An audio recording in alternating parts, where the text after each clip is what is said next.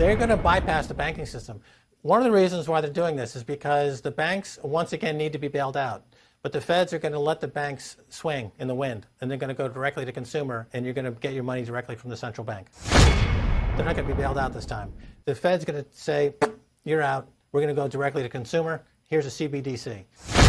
This programmable money and centralized money is no different than fiat money, and the tricks that you can do with it are insanely and dystopian. And we already know this is happening in China. They already have a version of this, social credit scores, et cetera. But, for example, you'll get your CBDC, and it'll say it's good for until 2024. This money that you just earned, it expires. This is Richard Werner, the top academic scholar in the world on central banking. He wrote the book and did the documentary, The Princes of the Yen, about the Japanese central bank.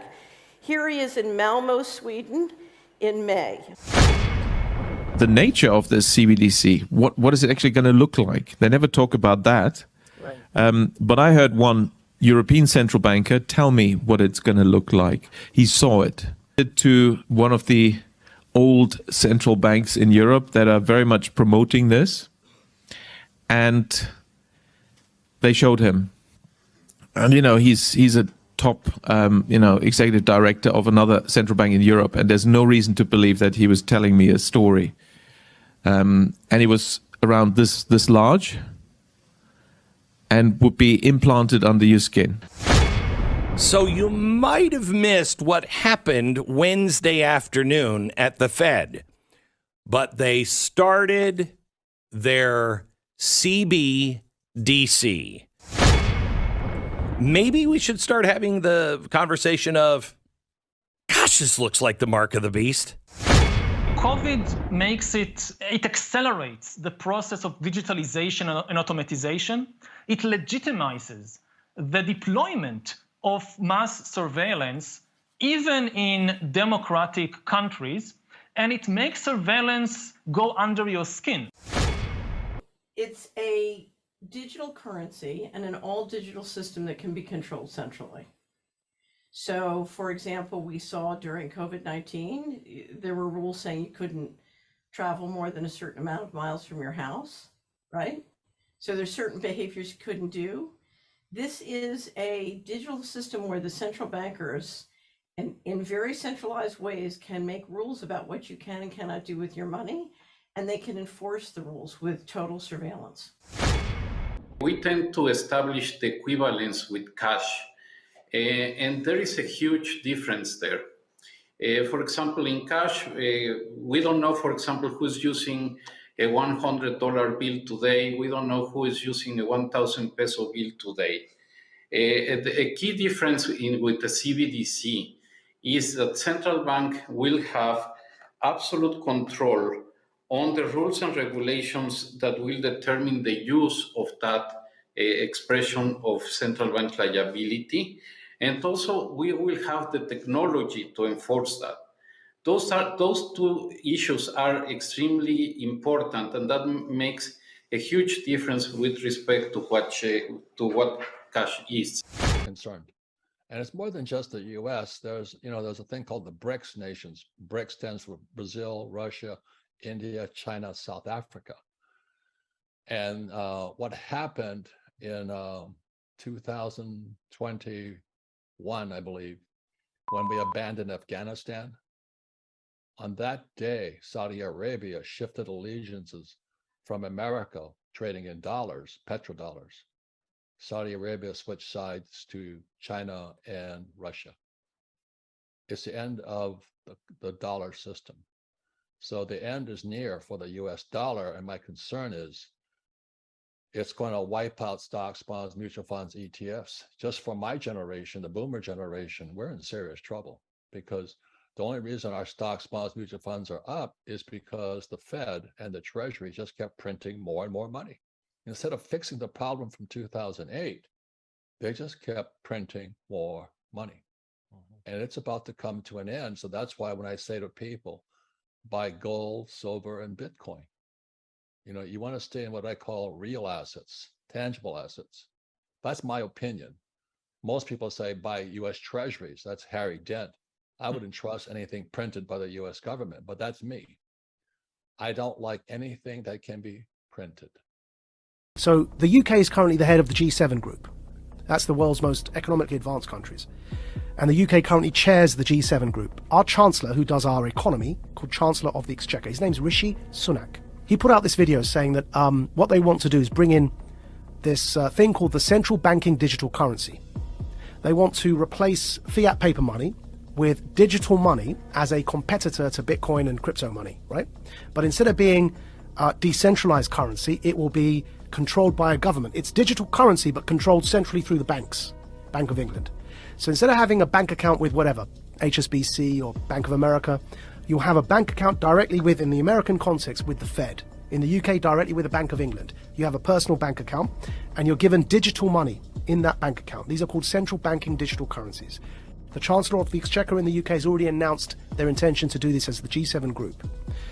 And these, if you look up the Telegraph newspaper, currency should be programmable. See that one there? Yeah? Now, what they're doing is they're saying, you know, everyone knows that with inflation at over 5%, it's now 5.4%, right? Our fiat money, the paper money, is increasingly becoming worthless, and we're headed towards a big disaster. The Fed wants to raise interest rates. But we're in so much debt that if you raise interest rates, people are going to suffer because we're living on debt as Western economies. So they realize that this kind of the lifespan of paper money is fast coming to an end because of the 2008 economic crash in particular. So they're bringing in these central banking digital currencies. Why is that word programmable in there? So what they said in that article, and the Chancellor put a video out saying this as well, they've said that this money that you will earn from work, instead of having paper money, you have this digital money. It's programmable so that you can't buy certain foods, or if you do something that your employer doesn't like, it's all in that article. You won't be able to spend your money. In other words, it's not money. They're vouchers. They're like food vouchers. And they can be programmed so that, like the Chinese social credit system, that if you try and use them on a certain thing, it won't work. You say you want to buy a burger and they want you to buy bugs, which is one of the examples used. If you start to try and buy unhealthy meat, it just won't work. You tap your card, you can't buy the thing because you've met your quota that month of burgers. You have to buy something like a vegan meal. The group of the world's 7 most advanced economies, the G7, is launching a set of public policy principles for retail central bank digital currencies, CBDCs. Central bank digital currencies could be a digital version of money, a bit like a digital banknote. Right, so that's the guy who runs our economy in the UK. His name's the Chancellor of the Exchequer. And here is the article. Bank of England tells ministers to intervene on digital currency programming, yeah? And here's a quote from the article. Digital cash could be programmed to ensure it is only spent on essentials or goods which an employer or government deems to be sensible. Holy shit. I'm going to take it one step further for you, Joe, right? So the checkpoint Charlie exists everywhere. They bring in digital banking, central banking digital currencies.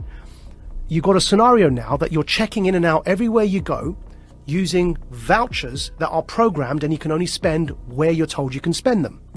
There's another word for that, man. That's called the Chinese social credit system. So what they are telling us, and when I say they, who's they? People in power. That's the head of our economy, the Chancellor of the Exchequer, second most powerful person other than the Prime Minister and maybe the Foreign Secretary in the UK, right? He's telling us, I just played it there for you, he's telling us that's what he, as the UK, the head of the G7, want to bring in for the G7. And if I'm speaking to you the way I'm speaking now, and my employer or government, you heard that in the quote directly, yeah, deems me as saying or doing something inappropriate, suddenly I can't actually pay to come here and speak to you anymore. FTX's collapse, every major bank in this country announced a new partnership with the New York Fed to establish a new digital currency. Oh, digital currency, the one they can regulate and control. Citigroup, Wells Fargo, MasterCard, HSBC, all working on a 12-week digital dollar pilot. So what does this mean long term? Well, if they have control of your money because it's digital, you can't stash it under your bed. If they don't like what you say, they can turn it off and you're impoverished. In other words, this whole thing is a bigger scam even than it seems, and it was made possible by political sloganeering. And Sam Bankman-Fried, if nothing else, is not stupid, and he knows that well. In other words, if you suspected all of this was a scam, all the moral posturing, all the lectures you get about how they're great and you're bad, this was all a way to blind you to the fact that there was a massive ripoff going on, you might be on the digital currencies, but I only learned recently there's a critical difference at the moment, because people always say to me, oh, Mike, we've been using digital money for 20 or 30 years. What are you going on about? When you pay for something using a debit card or a credit card, the merchant's computer only asks, is this cardholder good for the money? They don't send all of the inventory of what you're buying up to a central computer and ask for authorization. They simply ask, has he got $90 or £100 for the transaction? If so, then they will sell it to you. And in fact, all of the separate clearing banks, so NatWest, Lloyds, Santander, and so on, they don't do the transaction in real time. They do a reconciliation. I think it's an overnight run, and they reconcile net debts to each other and to the central banks who act as the guarantor of last resort. So it actually would be very, very, very difficult to control your individual purchases in your individual location in aggregate with other transactions you've made, say that month or that year. With current technology, it may not actually be possible at all. Whereas if you get given a new CBDC card from NatWest, it would look probably identical. Maybe there were a little logo in the corner, I don't know, some Nazi symbol or something. And it'll look and feel the same. You beep to the merchant, but this time they're not just checking whether you're good for the new credits or whatever they're called. They're checking, has Mike Eden already had 3 sausages this week? Is he too far from his home? Has he said bad things about the government? And it can be done in real time, which is why 5G and its bandwidth and speed is required. They're completely different. So when people say we've been using digital currency, what's the big deal? The two systems are chalk and cheese, alien versus human. So one way or another, I urge you, if you're offered one, and maybe it will be offered initially as a cool thing to have, I would say don't apply for it. If you get sent one, cut it up. Just do not let these things take root in your lives. Hi everyone, thanks for joining me for today's talk. There's an urgent situation unfolding in America, and today I'll unveil all the unnerving details. So let's get started with a critical question. Where were you on March 9th, 2022, when President Biden signed the death warrant on American freedom? On that day, in a hush ceremony at the White House, without the approval of Congress, the states, or the American people, Biden signed into law Executive Order 14067. Buried in his order are a few paragraphs titled Section 4. The language in Section 4 makes Order 14067 the most treacherous act by a sitting president in the history of our republic, because Section 4 sets the stage for legal government surveillance of all U.S. citizens, total control over your bank accounts and purchases, and the ability to silence all dissenting voices for good. In this new war on freedom, the Dems aren't coming for your guns. No, they're thinking much bigger than that. They're coming for your money, and it's already started. Hi, my name is Jim Rickards. I'm a former advisor to the Pentagon, the White House, Congress, the CIA, and the Department of Defense. I'm also an attorney, investment banker, and author of 7 books on currencies and international economics. When places like Fox, CNBC, or Bloomberg want to know what's about to shake up the global economy, they call me. Most of all, like you, I'm a proud American patriot. The disturbing predictions you're about to see are based on my independent research and my contacts in the intelligence community.